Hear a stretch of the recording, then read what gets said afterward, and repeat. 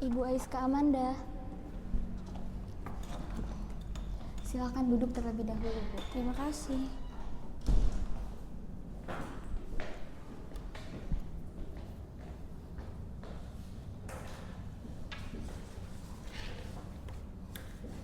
Oke, selamat pagi, Ibu.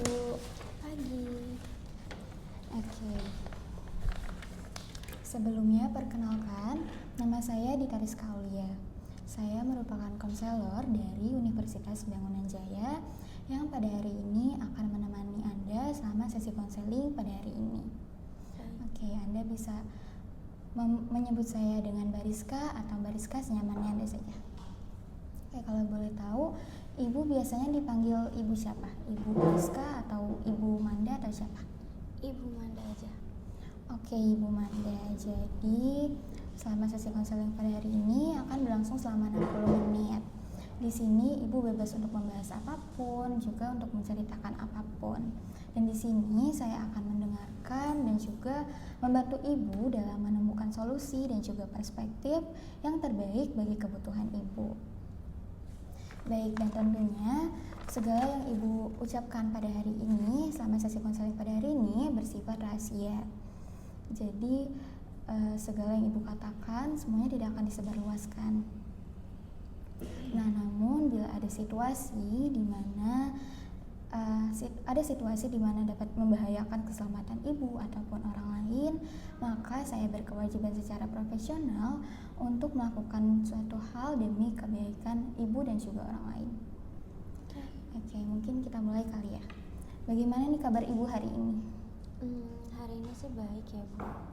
Oke, baik. Jadi kalau ada skala nih dari 1 sampai 10 dan 1 adalah yang paling baik dan 1 adalah yang paling buruk dan 10 adalah yang paling baik, berapa sih rentang skala keadaan Ibu pada hari ini? Mungkin 4. Oke, jadi ternyata pernyataan Ibu yang tadi bahwa kabar Ibu sedang baik dengan skala yang Ibu berikan sangat jauh berbeda ya, Bu. Iya sih. Ya, ternyata Ibu sedang tidak baik-baik aja. Ya, gitulah. Oke, mungkin Ibu tadi kesini udah makan belum? Udah, kebetulan saya masak juga ya, Bu, tadi di rumah. Oke, masak apa kalau boleh tahu? Masak ayam goreng sama sayur asem. Wah, enak banget, Ibu saya juga suka masak kayak gitu. Oke, tadi Ibu kesini naik apa? Saya naik mobil, kebetulan juga hujan kan, Bu. Oke, emang akhir-akhir ini lagi hujan banget ya cuacanya, kayak siang-siang panas banget, tapi gak lama kemudian hujan lagi. Iya benar, saya juga takut nih jemuran saya. Iya, oke. Mungkin kita balik lagi ke pembahasan sebelumnya bahwa ternyata skala yang Ibu berikan tadi ternyata cuma 4. Jadi itu menandakan bahwa Ibu sedang tidak baik-baik saja gitu ya. Mungkin boleh diceritakan lebih lanjut apa sih yang membuat Ibu sedang tidak baik-baik aja akhir-akhir ini? Saya tuh sebenarnya lagi capek aja, Bu. Soalnya suami saya tuh sering banget marah-marah tanpa alasan yang jelas gitu. Hal kecil aja tuh dia bisa marah. Saya tahu dia tuh sayang sama saya, cuman ya nggak tahu dia kenapa kayak gitu. Jadi saya lagi capek aja akhir-akhir ini. Oke, saya melihat bahwa Bu Manda sedang dalam keadaan lelah dan juga capek ya. Kemudian Ibu juga sedang keadaan bingung. Di satu sisi Ibu masih sayang terhadap suami Ibu, tapi di satu sisi lain Ibu justru malah merasa sangat lelah akan apa yang dilakukan oleh suami Ibu gitu ya. Iya benar, Bu. Saya tuh tahu dia tuh ya kita masih saling sayang ya, cuman karena emang lagi stres aja, mungkin lagi capek di kerjaannya juga, jadinya dia ngelampiasin emosi itu ke saya gitu. Itu sih. Saya dapat melihat bahwa Ibu masih memiliki keinginan yang sangat besar untuk mempertahankan hubungan itu ya, apalagi Ibu yang tadi Ibu bilang bahwa Ibu masih sangat sayang, tapi balik lagi bahwa Ibu sangat lelah dan juga sangat capek dengan perlakuan dia, apalagi dia suka marah-marah karena hal-hal kecil tersebut gitu ya, Bu? Iya benar, Ibu, kayak gitu ya. Gak jarang juga sih, Bu, dia tuh apa ya, kayak masalah kecil sepele banget aja tuh dia tuh langsung marah gitu, marah tuh sampai ngata-ngatain saya ini itu gitu. Oke, jadi biasanya suami ibu marah karena hal-hal kecil aja gitu ya? Iya benar Bu, kayak gitu. Saya takut aja kalau misalkan itu saya marah balik, saya bakalan ditinggalin. Oke, mungkin apakah ada hal-hal yang menyebabkan ibu untuk takut untuk ditinggalkan? Ya karena kan pernikahan saya yang pertama udah gagal ya Bu, jadi saya tuh takut kalau misalkan pernikahan saya yang ini tuh juga gagal lagi. Saya takut baliklah ke masa-masa saya hancur-hancuran itu. Oke, jadi ini adalah pernikahan kedua ya Bu? Betul. Oke, mungkin boleh diceritakan lebih lanjut apa yang terjadi pada pernikahan ibu yang pertama sehingga ibu merasa takut untuk kehilangan. Suami saya yang pertama tuh udah meninggal. Pada saat dia meninggal itu saya benar-benar terpuruk banget Bu. Makanya dari situ tuh saya cobalah buat jalanin hubungan lagi. Saya pikir setelah saya berumah tangga ini saya bakalan hidup bahagia gitu kan, tapi ternyata ya malah kayak gini. Tapi saya juga nggak bisa kalau misalkan saya nanti bakalan sendiri lagi, saya nggak bisa kalau ditinggalin lagi. Oke, wajar sekali untuk ibu merasa takut dan khawatir akan ditinggalkan oleh suami ibu yang sekarang, apalagi keadaannya bahwa ibu telah ditinggalkan dengan suami ibu yang pertama. Wajar sekali ibu merasa takut karena tidak mudah untuk kehilangan orang yang ibu sayang, apalagi ditinggalkannya dengan meninggal seperti tersebut. Iya bener Bu, makanya waktu itu saya juga cukup lama ya buat bisa bangkit lagi sampai akhirnya buka hati lagi gitu. Oke, saya cukup memahami apa yang ibu rasakan, bagaimana ibu mencoba untuk bertahan dari situasi tersebut, dari suami ibu yang meninggal waktu itu, kemudian ibu bangkit lagi untuk memulai hubungan baru, tapi ternyata yang ibu dapatkan malah seperti itu dari suami ibu yang sekarang gitu ya. Iya benar Bu, kayak gitu. Oke, saya cukup memahami apa yang ibu rasakan. Oke, mungkin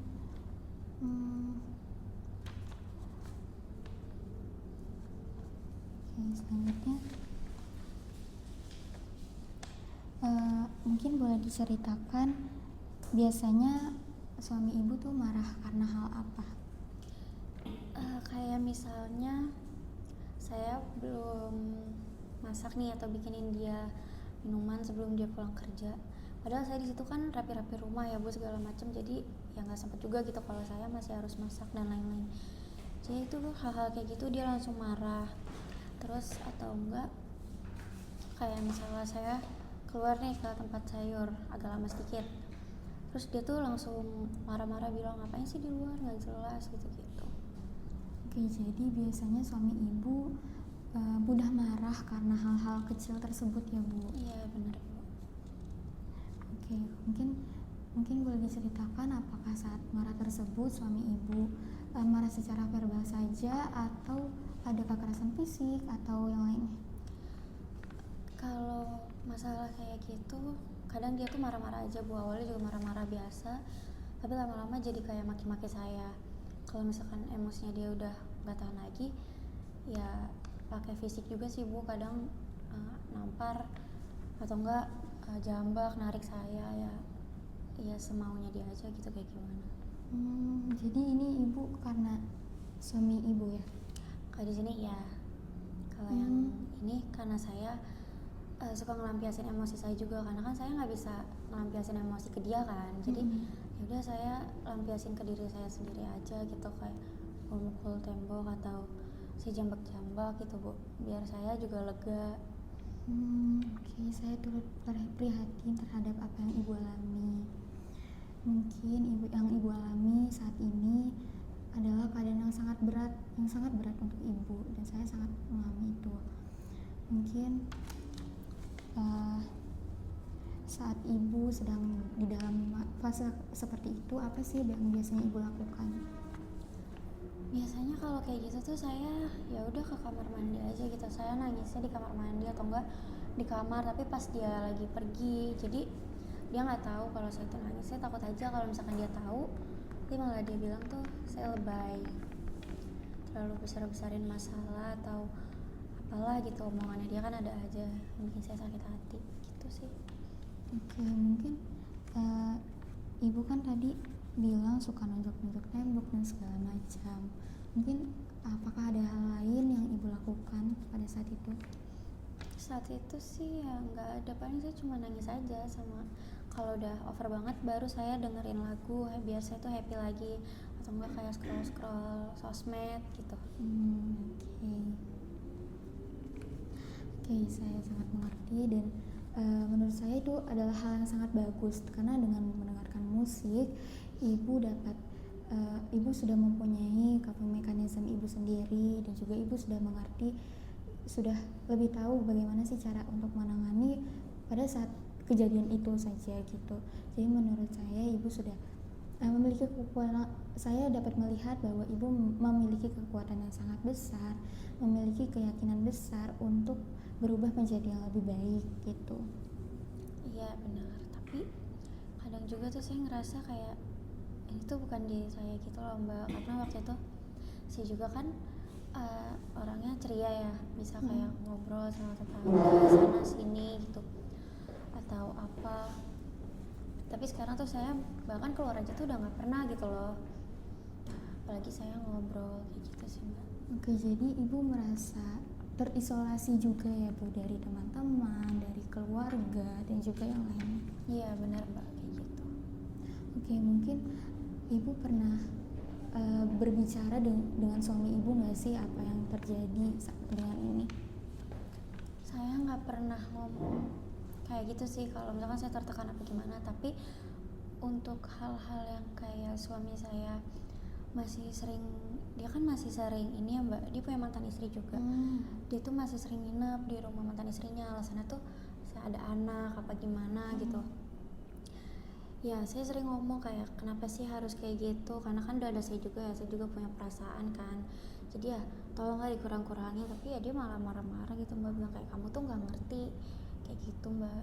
Itu yang bikin saya tuh sebenarnya berat juga ya, selain dia sering marah-marah tapi dia juga masih sering nginep di rumah mantan istrinya gitu. Oke, wajar sekali untuk Anda merasa marah, kecewa, dan tidak diadili karena hal tersebut. Karena siapapun yang berada dalam situasi tersebut akan sama sakitnya seperti apa yang ibu rasakan. Nah, kalau untuk hal tersebut saya melihat bahwa ibu kan tidak nyaman karena suami ibu masih suka bolak-balik ke rumah mantan istrinya dan juga menginap. Apakah ibu sudah pernah membicarakan hal tersebut terhadap suami ibu bahwa ibu tidak suka akan hal tersebut? Pernah sesekali saya bilang jangan kayak gitu, cuman ya responnya dia kayak gitu-gitu aja Mbak, marah-marah, bilang saya nggak ngerti, jadi ribet, suasana rumah tuh jadi nggak enak karena saya tuh kebanyakan nuntut gitu. Oke, jadi ternyata ibu sudah pernah berbicara dengan suami ibu tentang hal tersebut, tapi ternyata suami ibu malah tetap sama saja gitu ya, marah-marah terus dan lain sebagainya gitu ya. Iya benar Ibu. Oke, saya sangat prihatin akan hal tersebut dan juga saya sangat prihatin, tapi saya melihat dalam diri ibu kekuatan yang luar biasa dari ibu untuk bertahan dan juga mempertahankan hubungan ini meskipun ibu dalam keadaan yang tersakiti. Ya itulah, sebenarnya juga saya capek ya, cuman mau kayak gimana, lepas pun saya nggak bisa gitu. Oke, saya melihat bahwa ibu sebenarnya sudah sangat capek dan juga sangat tersakiti, tetapi di satu sisi lain ibu juga masih sayang terhadap suami, jadi ibu dan juga ibu takut merasa kehilangannya tadi ya. Iya benar. Jadi ibu merasa masih ingin mempertahankan hubungan ini meskipun ibu dalam keadaan yang sakit gitu. Betul, kayak gitu kok. Oke,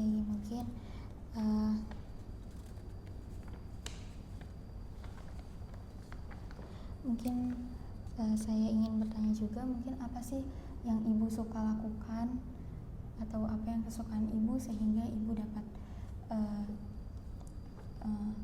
apa sih yang ibu harapkan dari keadaan ini gitu?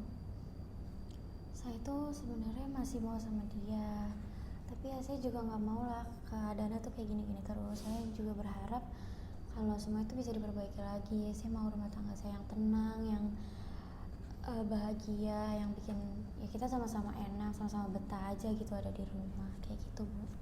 Oke, berarti yang ibu pingin adalah sebuah perubahan dari suami ibu ya, benar? Betul. Oke, jadi sama ini ibu menambahkan keluarga yang nyaman, yang tenang, dan juga saling menghormati. Iya betul Ibu, seperti itu yang saya inginkan. Karena yang kemarin juga kan gagal ya. Ya saya juga, siapa sih Bu yang nggak mau hidup seperti itu, harmonis, punya keluarga harmonis. Ya saya mau kayak gitu, tapi malah kayak gini. Jadi saya melihat bahwa ibu mencoba untuk mempertahankan situasi ini, tapi ibu juga lelah dan lain sebagainya. Mungkin kita dapat memulai dengan bagaimana sih cara ibu untuk tetap bertahan ketika dalam situasi tersebut. Mungkin apakah ibu mau coba? Iya, saya mau coba. Oke, kita akan coba yang namanya grounding. Ibu pernah tahu apa tidak? Belum, saya belum pernah dengar. Oke, jadi grounding itu dimana ibu tarik nafas secara mendalam, kemudian buang nafas lagi. Jadi kayak tarik nafas mendalam, keluar, itu menenangkan diri. Kemudian ibu mungkin bisa memperhatikan sekitar, apa sih benda yang bisa Bu Manda pegang, kemudian Bu Manda cium dan lain sebagainya. Itu apakah ibu mau coba? Ya, saya mau coba. Oke, mungkin kita bisa coba di sesi selanjutnya kali ya. Iya, boleh. Oke, mungkin selanjutnya apakah ibu mempunyai seorang yang ibu percaya untuk ibu bisa berbagi cerita seperti keluarga, teman, atau yang lain? Saya sih sebenarnya biasanya itu suka waktu itu ya, suka cerita-cerita sharing itu sama anak saya yang di Padang dari yang pernikahan pertama itu. Tapi semenjak sama suami saya jadi jarang berkabar sama mereka, banget sama orang tua saya pun ya seadanya aja gitu. Kalau ditanya kabar ya udah jawab singkat gitu. Saya nggak pernah cerita-cerita kayak gitu, Bu. Oke, kalau boleh tahu kenapa ibu jarang cerita ke mereka nih? Ada hal apa? Karena yang pertama saya takut mereka khawatir kalau keadaan saya di sini ternyata seburuk ini. Yang kedua saya takut juga kalau suami saya tahu nanti suami saya malah marah lagi. Jadi memperpanjang masalah gitu. Oke, saya cukup memahami kenapa ibu selama ini diam saja dan juga tidak bercerita kepada orang lain. Tapi yang ibu harus tahu bahwa ibu tuh tidak sendiri di dunia ini gitu. Jadi ibu perlu untuk bercerita kepada orang lain gitu. Jadi ibu mungkin bisa mulai bercerita kepada orang tua ibu ataupun anak ibu di Padang tersebut ya. Ya mungkin nanti saya coba buat chat dulu kali ya, mungkin ke mereka. Tapi saya kayaknya nggak bisa deh Mbak buat langsung ceritain semua kayak gitu. Oke, memang tidak mudah untuk bercerita, apalagi dalam keadaan ibu yang tersakiti seperti ini. Apalagi suami ibu juga merasa diterorkan dengan suami ibu, karena suami ibu melarang ibu untuk berhubungan dengan orang lain gitu kan. Jadi mungkin bisa coba pelan-pelan terlebih dahulu, kayak mencari waktu nih kapan yang tepat untuk ibu bisa untuk chatan sama mereka, misalkan ketika suami ibu lagi pergi ataupun suami ibu lagi tidur gitu. Ya mungkin nanti saat suami saya lagi tidur atau lagi kerja, saya mau coba deh tanyain kabar mereka. Oke, dan juga mungkin karena ibu sudah lama tidak berhubungan gitu dengan mereka, dengan orang tua ibu, kemudian mungkin tidak langsung diceritakan semua. Mungkin ibu bisa mulai dari menanyakan kabar, kemudian basa-basi terlebih dahulu hingga ibu merasa nyaman terhadap mereka lagi. Baru ibu dapat mulai menceritakan sedikit demi sedikit apa yang ibu rasakan kepada mereka gitu sih. Iya, mungkin nanti saya coba ya buat nanya kabar ke mereka. Oke. Eh, ada satu hal yang terlewat mungkin, saya ingin nanya bagaimana hubungan seksual ibu dengan suami. Itu sih Bu sebenarnya ya, karena di rumah kan isinya marah-marah ya, jadi hubungan itu juga kurang baik gitu, karena dia juga kan masih sering nginep di rumah mantan istrinya, jadi nggak mungkin dong kalau orang dewasa nginep berdua gitu kan, nggak tidak berhubungan apapun. Lagian juga dia di rumah tuh ya udah kayak secukupnya aja buat marah-marah aja gitu. Oke. Ya ternyata ibu, saya turut prihatin akan hal tersebut, dan wajar sekali ibu merasa sangat marah ataupun kecewa dengan apa yang dilakukan suami ibu terhadap ibu, karena ternyata ibu tidak disakiti secara verbal doang, tetapi juga disakiti secara fisik dan juga psikis, dan juga ibu hingga ke fisik ibu gitu ya. Iya benar. Oke, mungkin saya bisa mulai merangkum sesi konseling pada hari ini, di mana ibu merasa lelah, tapi juga ibu merasa tetap sabar dan juga ingin mempertahankan hubungan ini. Meskipun suami ibu suka marah-marah karena hal kecil, kemudian ibu juga tadi bercerita bahwa ini adalah pernikahan ibu kedua, jadi ibu merasa untuk takut kehilangan dengan suami ibu yang ini, karena ibu sudah pernah merasakan kehilangan sebelumnya gitu ya. Kemudian ibu juga suami ibu melakukan kekerasan kepada ibu secara verbal dan juga secara fisik, dari mulai suka kata-katain ibu, suka marah-marah, hingga suka menunjuk ibu ya tadi, menunjuk, menendang, menampar gitu ya tadi ibu bilang. Oke, sehingga akibat tersebut ibu jadi suka nunjuk-nunjuk tembok, kemudian suka menjambak rambut juga, dan ibu malah jadinya menyakiti diri sendiri gitu ya. Oke, dan ternyata suami ibu masih suka balik ke rumah mantan istrinya. Jadi itu membuat ibu sangat kecewa kepada suami ibu. Udah disakitin tapi suami ibu juga tetap masih balik lagi ke suami itu, dan itu saya sangat prihatin sekali terhadap ibu. Dan saya siapapun yang berada di situasi tersebut pasti akan merasakan hal yang sama seperti ibu, untuk tersakiti. Oke, jadi ibu berhak untuk merasa aman, merasa nyaman di rumah sendiri gitu ya. Iya benar Bu. Oke, jadi mungkin yang tadi saya bilang, untuk ibu bisa